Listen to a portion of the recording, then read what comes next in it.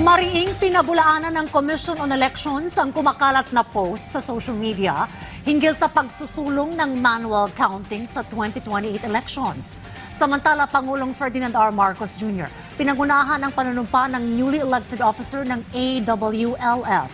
Yan at iba pa sa Express Balita ni J.M. Thompson.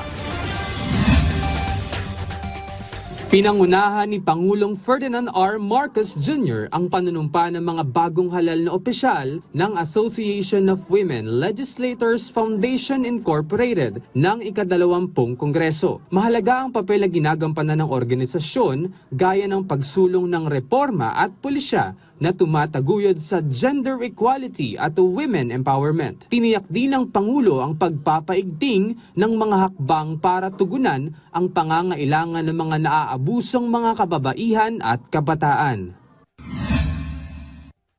Maaari nang makuha ang qualified PhilHealth members ng hanggang 20,000 pisong halaga ng gamot sa ilalim ng gamot program. Sakop nito ang 54 na uri ng gamot gaya ng hika, diabetes at alta presyon. Para makapag-avail ng naturang serbisyo, kinakailangang rehistradong PhilHealth member ang individual. Enrolled sa isang PhilHealth accredited consulta provider, may reseta ang pasyente at valid government ID.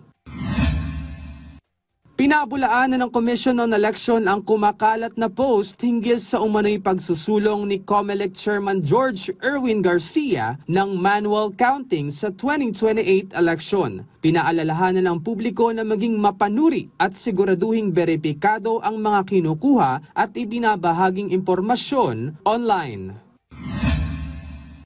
May bagong hepe ang Bureau of Fire Protection. Ito'y matapos itinalaga ni Pangulong Ferdinand R. Marcos Jr. bilang bagong officer in charge ng BFP si Chief Superintendent Wilberto Rico Neil Quan Chu. J.M. Thompson para sa Pambansang TV sa Bagong Pilipinas.